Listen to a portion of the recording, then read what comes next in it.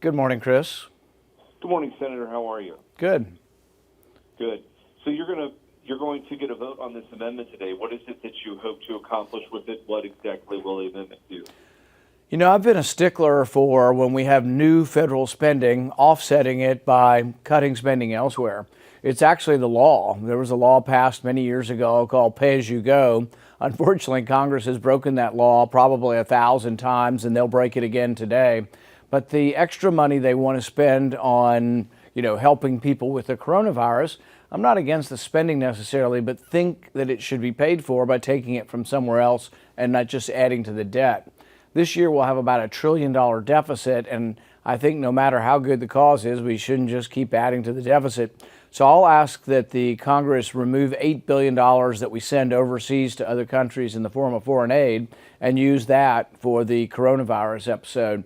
And I think that's the best way to do it. I also think rather than doing this enormous lump sum, it'd probably be better to do a couple $1 billion, watch how it's spent, monitor how it's spent, make sure it's being spent wisely. I kind of think that's our job also. And I think too often people in Congress think that your compassion is measured by how much money you throw at a problem as opposed to spending the money wisely. So this is wrong on many fronts, but we'll see if very many congressmen or senators actually today are willing to actually pay for it by removing the spending from elsewhere in the budget. If I understand properly, you're looking to take money from the State Department's cultural exchange programs and some non-health activities. What is do you have any concern with those cultural exchange programs? If I'm not misunderstanding the situation, some of that benefits military efforts or efforts in diplomacy in some countries. Foreign aid is essentially welfare we give to other countries. We really don't have it. We're running $1 trillion deficit. So I think it's not wise to borrow money to give it to people. It'd be the same as me asking you that there's someone who's not doing well in Louisville, and will you give them money? And you saying, well, I don't have any money, but let me go down to the bank and borrow $1,000 to give it to this person who needs money or who needs help. It never makes any sense really to borrow money to give it to other people. So no, I don't think this foreign aid's a good idea. And I think if we've got an emergency and the coronavirus turns out to be a big deal, which it was still uncertain, but might turn out to be a big deal. If it does turn out to be a big deal, I think we should, reassess where we're spending our money and not send it overseas in the form of foreign aid. Do you have confidence in government agencies to fight this situation? There were some concerns raised recently with some people who may have been exposed coming back and government agents who were dealing with them not taking proper precautions.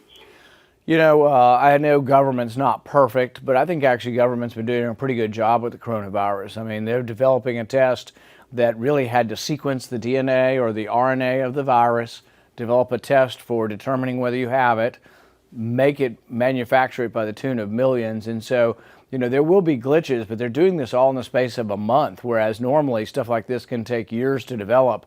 So I think actually we're doing pretty well overall.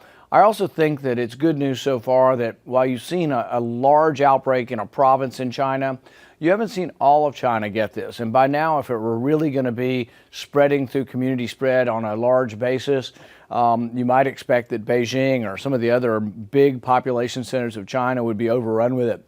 The fact that they're not is a good sign.